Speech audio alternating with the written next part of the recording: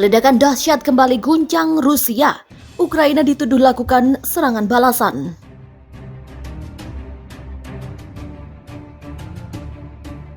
Sebuah ledakan dahsyat kembali mengguncang Rusia. Ledakan dahsyat itu terjadi sekitar pukul 1 siang waktu setempat atau pukul 18 waktu Indonesia Barat, di mana seorang pejabat lokal mengatakan pasukan Ukraina melakukan serangan balasan. Ukraina diduga menyerang depot bahan bakar pada hari sebelumnya.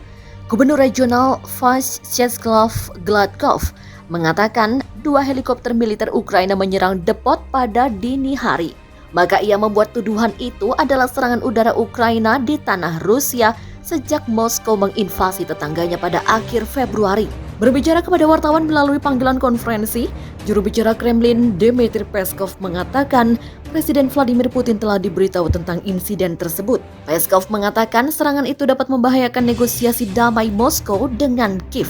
Tentu saja ini tidak dapat dianggap sebagai menciptakan kondisi yang nyaman untuk melanjutkan pembicaraan. Demikian kata Peskov.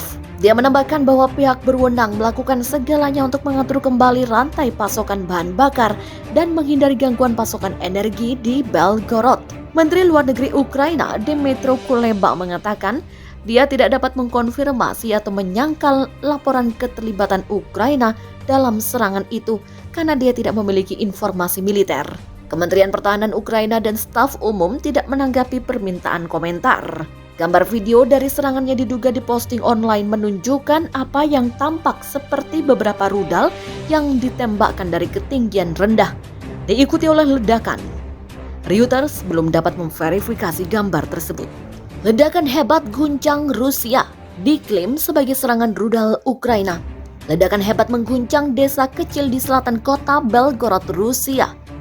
Sumber di Ukraina mengklaim ledakan yang menerangi langit wilayah itu disebabkan oleh serangan rudal balistik militer Kiev yang menargetkan gudang amunisi. Meskipun tidak ada laporan tentang korban sipil, 4 tentara Rusia dilaporkan terluka dalam ledakan itu.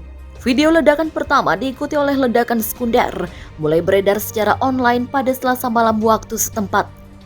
Laporan awal berspekulasi bahwa seseorang di depot senjata salah menangani amunisi. Namun, media Ukraina segera mengklaim bahwa Brigade Rudal ke-19 militer mereka telah menembakkan rudal balistik taktis Toks-Ku ke gudang senjata Rusia.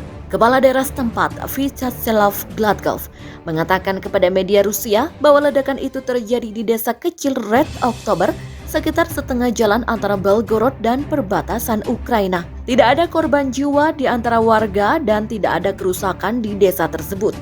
Layanan darurat berada di tempat kejadian. Pihaknya akan mengetahui penyebab kejadiannya nanti.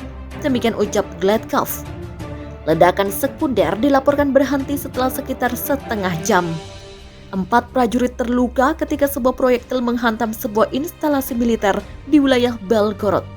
Serangan itu terjadi setelah Rusia mengumumkan akan secara drastis mengurangi aktivitas militernya di Ukraina Utara, termasuk di dekat Kiev dan Chernihiv, sebagai tanda etikat baik untuk pembicaraan damai dengan Ukraina. Delegasi dari kedua belah pihak bertemu di Istanbul, Turki, sebelumnya pada hari Selasa dan menetapkan parameter mereka untuk negosiasi. Sementara itu, Menteri Pertahanan Rusia Sergei Shoigu mengatakan kepada wartawan bahwa tujuan utama dari operasi militer telah tercapai dan sekarang akan fokus pada pembebasan Donbas. Mengacu pada 2 wilayah yang memisahkan diri dari Ukraina dan telah diakui Moskow sebagai 2 negara merdeka.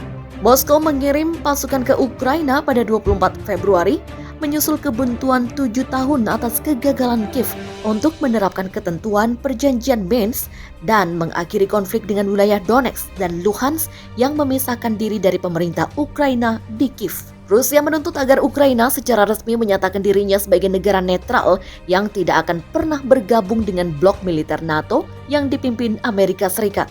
Kiev menegaskan serangan Rusia benar-benar tidak beralasan dan telah membantah klaim bahwa pihaknya berencana untuk merebut kembali 2 republik di Donbas dengan paksa.